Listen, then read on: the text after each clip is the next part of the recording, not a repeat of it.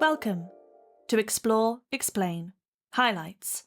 In this Highlights package, we'll be looking at Season 2, Episode 1, with our guest, Anna Wiederkehr, discussing their project, FiveThirtyEight's flagship US election forecast visualization.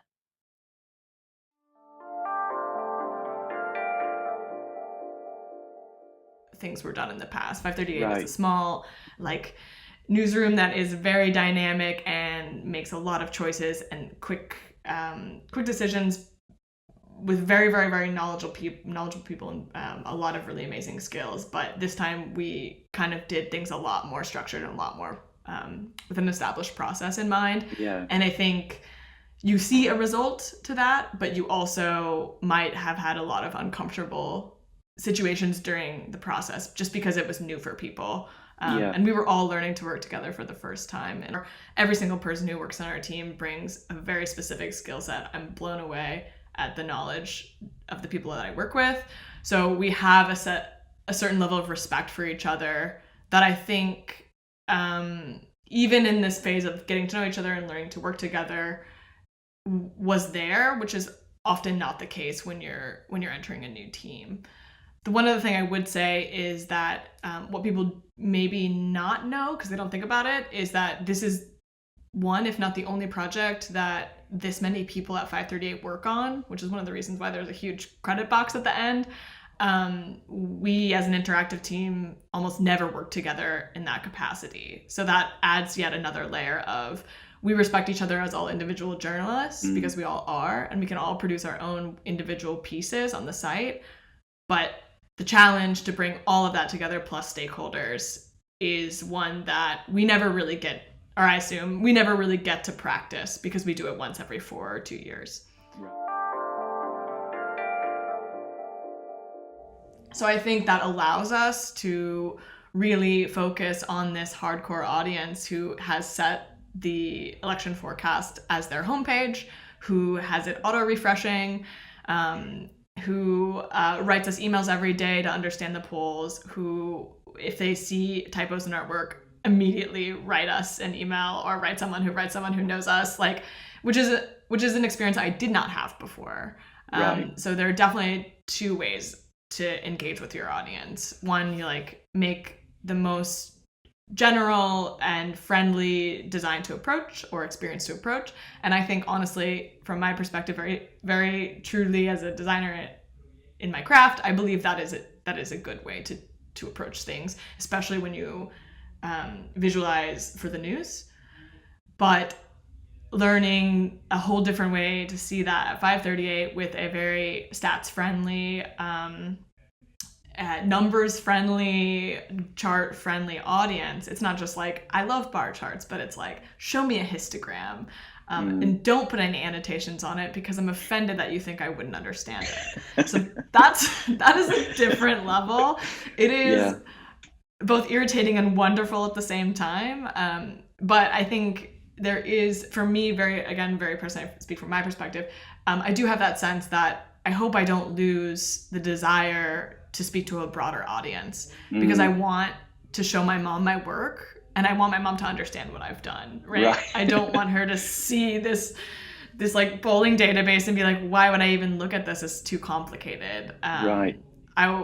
Whether it's putting one more annotation on the page or which we can talk about later, forming the forecast more as a narrative, whether it's putting a fox on it that says, yo, I'm here to help you out.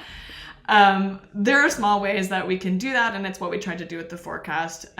Let's not insult the readership that is just on fire for 538 and what we produce and for different people who write for us, but also maybe even show them a little bit more than they thought they knew by pulling back the curtain a little bit more for other readers who are politics curious or election curious. Classic tension is always mobile, desktop, and how you design to feed both these beasts. And I don't expect any hidden insights into your Google Analytics reports, but I guess there's an entry point on both sides. As you said, the sort of purists might have this as a desktop homepage. there's also a lot of casual passers-by just bouncing off a Twitter link.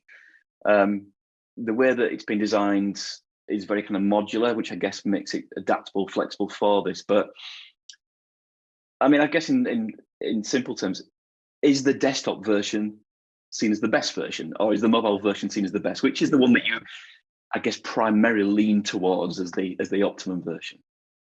Yeah, I mean, I guess, again, it depends on who you ask. If you ask my mom, she might be happy with the mobile version because she doesn't need the complexity that the desktop allows, right? But no, like, again, as a designer, I think one of my, I'm going to use the word failure just because it's easy, but I guess you could be more nuanced about what it is. I think one of my biggest failures is that we ended up really running short on time to make some of the maps on the congressional forecasts optimized for desktop, or sorry, for mobile. So we have, like, for the presidential forecast, which is the most important forecast, or the one that's most looked at, let's say, from a general audience perspective, that one is fully modular and is available on mobile and like all the best ways that we were able to do it. The other congressional forecasts, because of the phases in which we had to design and develop, they had a less lead time. And so a lot of the stuff that we were able to come up with in the conception and design phase weren't able to be fully optimized for mobile. And then that's another choice, right? Do you put it on there anyway and people will zoom around and scroll and stuff? Or do you just take it away, which is also a curation choice. So I'm proud that we were able to make very conscious choices about what we were adding and how they looked. That's the best part of the design phase from my perspective in terms of optimizing for different devices. It's fairly limited in the sense that you are largely focusing on sort of tooltips and hover events or selection controls to move people elsewhere, rather than quite deep exploratory interactivity where you can run things and manipulate things and do what if queries. And is that, I mean, it will be deliberate, but is there a temptation to go deeper and further by giving people tools to play around and to try what ifs? Or do you feel that it's more incumbent on you to be almost custodians of the information and let people just navigate to your content in a sense?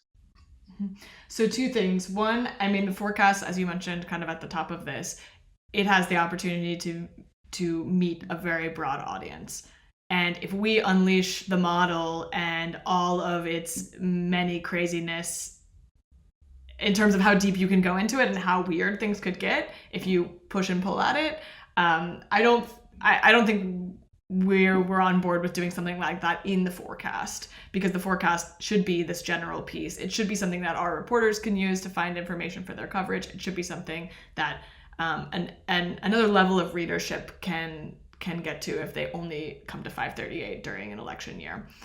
So that's one thing, and that's also why we looked at doing a more narrative form and a less like, here's a bunch of charts, scroll through and figure out the most interesting thing you want to look at, which is what I would argue how some of our forecasts had looked in the past.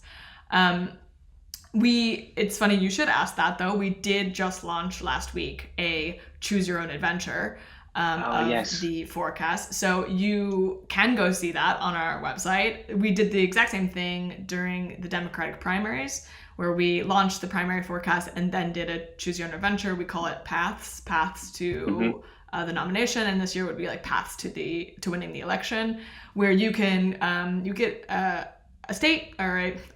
You get a U.S. map, a bunch of buttons, and you can choose whether Biden wins Pennsylvania and Trump wins Wisconsin, Minnesota, and whatever else, and how those chances change. What you will see on that piece is a lot of the same visualization that you've seen in the forecast, which is great. It helps reinforce how to read that ball swarm, bee swarm chart at the top. Thank you for joining us for this Explore, Explain highlights episode. As always, the full episode is available on YouTube or wherever you get your podcast. We hope to see you again soon on another episode of Explore, Explain.